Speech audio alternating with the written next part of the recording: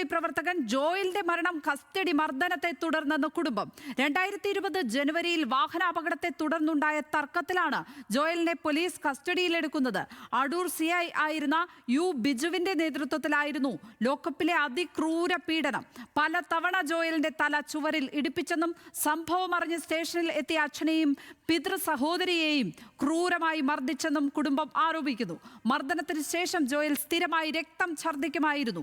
3 മാസത്തെ ചികിത്സയ്ക്ക് ശേഷം മെയ് 22-നാണ് ജോയൽ മരിക്കുന്നത്. CI ബിജു അടക്കം കുറ്റക്കാരായ 5 പോലീസുകാർക്കെതിരെ കൊലക്കുറ്റം ചുമത്തണമെന്നും സർവീസിൽ നിന്ന് പിരിച്ചുവിടണമെന്നുമാണ് ജോയലിന്റെ കുടുംബത്തിന്റെ ആവശ്യം. ജോയല് ഏഴംകുളം വേണു സാറിനെ വിളിച്ച് സാറിൻ്റെ കൂടെ ജോലിൻ്റെ കൂടെ തന്നെ സാറ് സ്റ്റേഷനിലുണ്ടായിരുന്നു. 6 മണിക്ക് ആ സാറിന് ഒരു ഫോൺ വന്ന് പോയി കഴിഞ്ഞപ്പോഴാണ് CA വന്നു. 7 മണിക്ക് CA വന്നു കഴിഞ്ഞപ്പം ഇവൻ എൻ്റെ അമ്മയാണെന്നും പറഞ്ഞ് എന്നെ വിളിച്ച് അടുത്തോട്ട് കയറ്റി കഴിഞ്ഞപ്പോൾ ഒരു ജയകുമാർ എന്ന് പറഞ്ഞ ഒരു സാറ് വന്നിട്ട് അവൻ്റെ കഴുത്തിന് പിടിച്ചിട്ട് പറഞ്ഞ് ഊതടാന്ന്. അന്നേരം അവൻ പറഞ്ഞു ഞാൻ എന്തിനാ സാറേ ഊതുന്നേ എന്ന് ചോദിച്ചിട്ട് അവനൊരു പാട്ടിക്കാരനാണെന്ന് പറഞ്ഞ് അവൻ്റെ കഴുത്തെ അരുവാളും ചുറ്റി നക്ഷത്രത്തിൻ്റെ മാലയുണ്ട്, ഇതെടുത്ത് കാണിച്ചു. നിന്റെ ചുറ്റിയോ എന്നും ചോദിച്ച് ഈ CA അവൻ്റെ നാവിക്ക് ഇങ്ങൊരു പിടിച്ചപ്പോൾ എൻ്റെ കുഞ്ഞ് വളഞ്ഞു കഴിഞ്ഞപ്പോൾ ഇയാൾ മുട്ട് വെച്ച് 2 ഇടി. അപ്പം ഞാൻ അതിൻ്റെ ഇടയ്ക്കുണ്ട്. 3-ാമത്തെ ഇടിക്ക് എൻ്റെ ഇവിടെ കൊണ്ട് ഞാൻ കാലൂഴി മൂത്രം ഒഴിച്ചു. എനിക്ക് എന്തുവാണെന്നറിയാൻ വയ്യാത്ത രീതിയിൽ ഞാൻ വേദന കൊണ്ട് പൊളഞ്ഞു.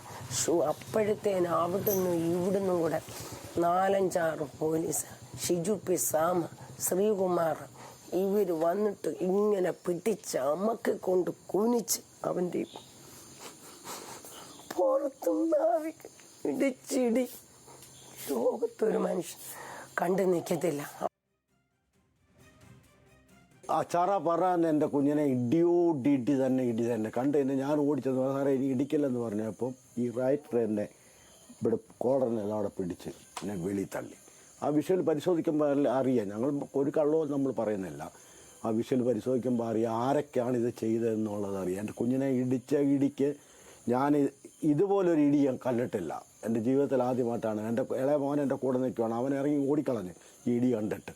ഇത് മോനെ അകത്തോ പുറത്തോ ഒന്നും കൊണ്ടുപോയില്ല, കയറി ചെല്ലുന്ന ഫ്രണ്ട് ഭാഗത്താണ് ഈ സംഭവം നടന്നിരിക്കുന്നത്. വേറെ അങ്ങോട്ടും മുറിയിൽ പോയില്ല, അപ്പുറത്തും പോയില്ല, ഒരിടത്തും പോയിട്ടില്ല. ആ ഫ്രണ്ടിൽ കയറി ചെല്ലുന്ന ഫ്രണ്ടിലാണ് ഇതിൻ്റെ സംഭവങ്ങൾ കംപ്ലീറ്റും ഉള്ളത്. ഇവർക്കൊന്നും നശിപ്പിക്കാൻ പറ്റത്തില്ല. നശിപ്പിച്ചാലും ശരി തന്നെ നമ്മളിതിന് പോരാടും. ഇവർക്ക് എവിടേക്ക് നമ്മൾ പോവാം അവിടെ എല്ലാം നമ്മൾ പോകും. ഇനി ഞാൻ കൊടുക്കുന്നതെന്ന് പറഞ്ഞാൽ പ്രധാനമന്ത്രിക്ക് കൊടുക്കും. ശ്രീരാജ് ബാബുവാണ് വിവരങ്ങളുമായി ചേരുന്നത്. ശ്രീരാജ്, ഈ കണ്ണീരിനൊക്കെ ആരും മറുപടി പറയുമെന്നാണ് ഈ വാർത്ത കേട്ടപ്പോൾ തോന്നിപ്പോകുന്നത്. അവരുടെ ആ പാവപ്പെട്ട മനുഷ്യരുടെ വാക്കുകൾ. പോലീസ് നാട്ടിൽ നിയമം സംരക്ഷിക്കാനാണോ അതോ നാട്ടുകാരെ തല്ലിച്ചതയ്ക്കാനാണോ എന്ന് പലയാവർത്തി മനസ്സിൽ തോന്നുന്ന വിധത്തിലാണ് ഓരോ ദിവസവും വാർത്തകൾ വന്നുകൊണ്ടിരിക്കുന്നത്. ഈ കേസിൽ എന്തൊക്കെയാണ് സംഭവിച്ചിരിക്കുന്നത്? ഈ അച്ഛനമ്മമാർ എന്തെങ്കിലും തരത്തിൽ നിയമ പോരാട്ടം നടത്തുന്നുണ്ടോ ഇപ്പോൾ?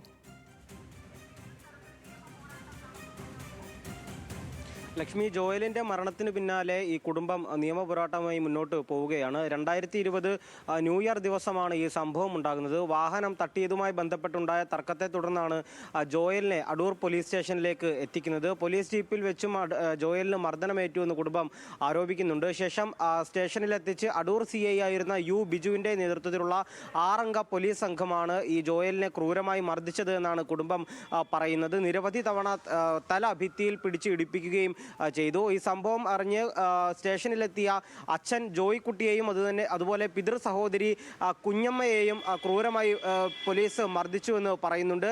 യു ബിജു നിരന്തരം ഇത്തരത്തിൽ ബൂട്ടിട്ട് വയറ്റിൽ ചവിട്ടി ഈ കുഞ്ഞമ്മയുടെ, അതായത് പിതൃ സഹോദരിയുടെ വയറ്റിൽ നിരന്തരം ചവിട്ടി. അവിടെ വെച്ച് ആരോഗ്യനില മോശമായ കുഞ്ഞമ്മയെ അടൂർ ജനറൽ ആശുപത്രിയിൽ ബന്ധുക്കൾ തന്നെ എത്തിക്കുകയായിരുന്നു. അത്തരത്തിൽ ക്രൂരമായ മർദ്ദനം ജോയലിന് പുറമെ വീട്ടുകാർക്കും ബന്ധുക്കൾക്കും അടക്കം പോലീസിൽ നിന്നും നേരിടുന്ന ഒരു സാഹചര്യം ഉണ്ടായിരുന്നു.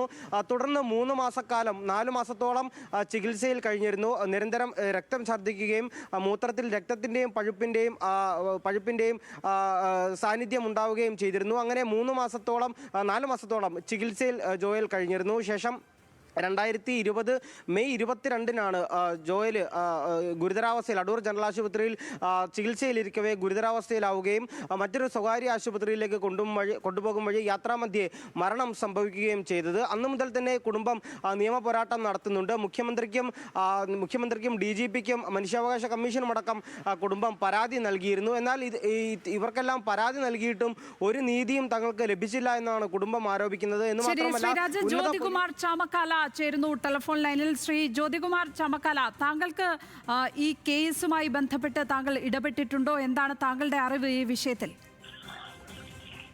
ഈ കേസ് എനിക്ക് നേരത്തെ അറിയാവുന്ന കേസാണ്. ജോയലിന്റെ മരണവുമായി ബന്ധപ്പെട്ട് ജോയലിന്റെ കുടുംബത്തിന് ഇപ്പോഴും നീതി ലഭിച്ചിട്ടില്ല എന്നുള്ളത് യാഥാർത്ഥ്യം നമ്മുടെ മുമ്പിലുണ്ട്. ഒന്ന് ഉറക്കെ പറയാമോ?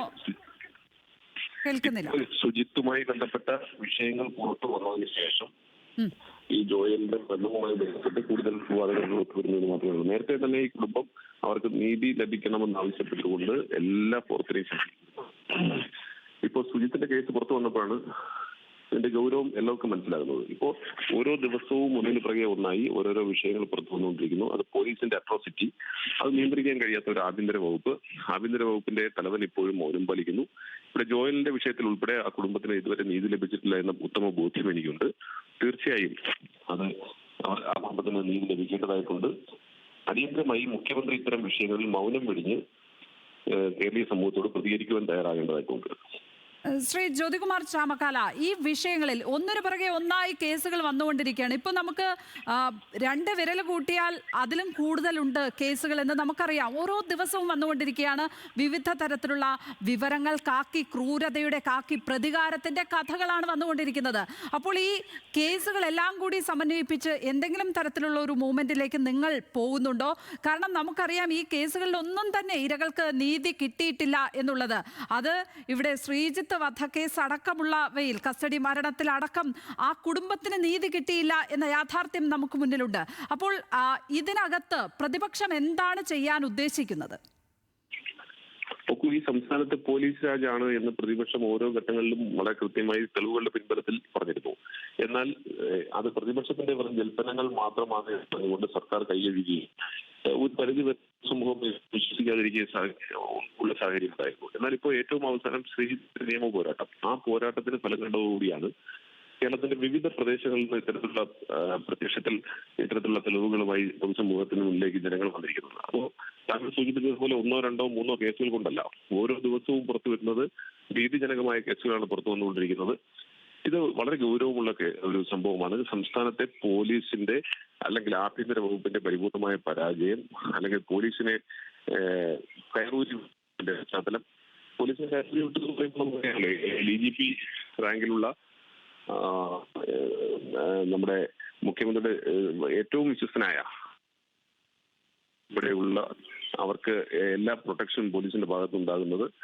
താഴോട്ട് വരുമ്പോൾ പോലീസിനെ നിയന്ത്രിക്കുവാൻ സർക്കാരിന് കഴിയുന്നില്ല എന്നുള്ള അതിഗൗരവമുള്ള വിഷയമാണ് പുറത്തു വന്നിരിക്കുന്നത്. തീർച്ചയായും ഇതിനെ സംബന്ധിച്ച് പ്രതിപക്ഷം വളരെ കൂട്ടായി ആലോചിച്ചുകൊണ്ട് തന്നെ നിയമസഭ വരികയാണ്. 15-ാം തീയതി മുതൽ നിയമസഭ ചേരുകയാണ്. വളരെ കൃത്യമായ ഇടപെടൽ പ്രതിപക്ഷത്തിന്റെ ഭാഗത്തുണ്ടാകും എന്ന കാര്യത്തിൽ ഒരു തർക്കവും വേണ്ട. വളരെയധികം നന്ദി ശ്രീ ജ്യോതികുമാർ ചാമക്കാല ഈ വിഷയത്തിൽ പ്രതികരിച്ചതിന്. തീർച്ചയായും സംഘടിതമായ ഒരു പ്രതിഷേധം ഈ വിഷയത്തിൽ ഉണ്ടായേ മതിയാകൂ. അത്രയ്ക്കുണ്ട് കേസുകൾ, അത്രയ്ക്കുണ്ട് ക്രൂരതയുടെ കാഠിന്യം.